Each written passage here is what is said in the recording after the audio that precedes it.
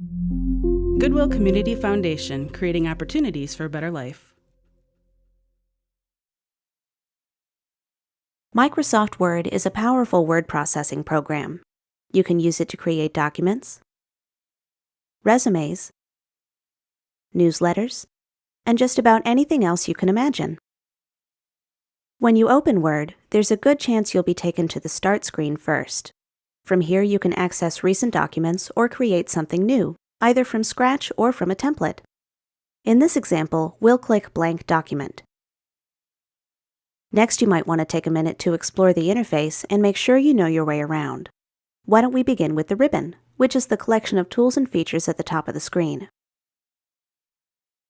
The ribbon is divided into tabs like Design, Insert, and Home, so you can easily find what you're looking for.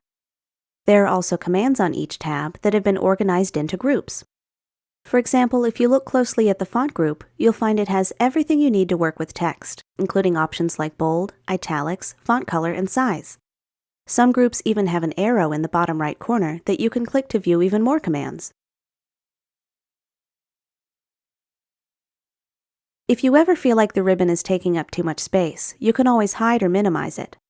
All you have to do is click the arrow in the upper right corner, then choose the option you want.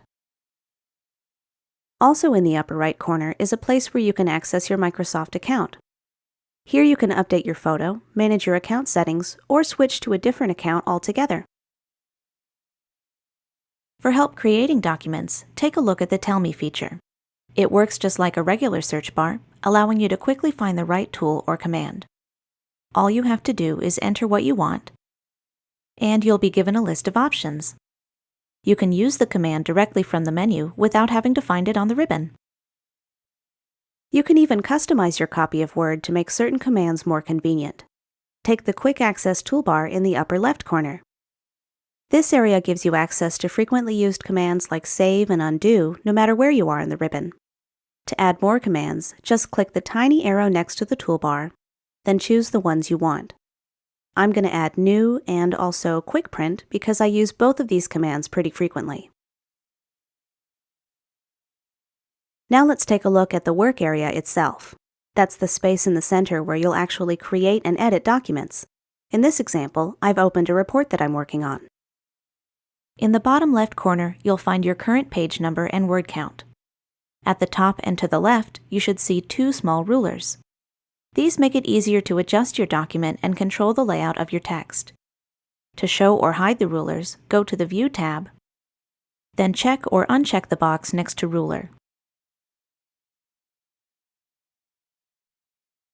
In the bottom right corner, you'll find a few more tools that let you change the way your document is displayed. Here's what they look like up close. To zoom in or out, click and drag the zoom control. The number next to the slider will tell you what the zoom percentage is.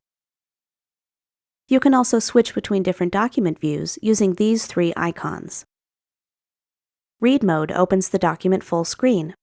This view is great for reading large amounts of text or simply reviewing your work. Print layout is the default. It shows you what the document will look like on the printed page. Web layout displays the document as a web page. This can be useful if you're actually using Word to publish content to the web. Last but not least, I'd like to give you a quick tour of the Backstage view. You can get there by clicking the File tab. Just look for it on the far left of the ribbon.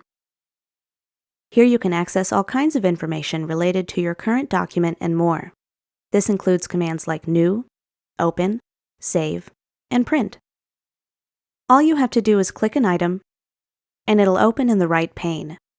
This makes it easy to find what you're looking for and review your options all in one place.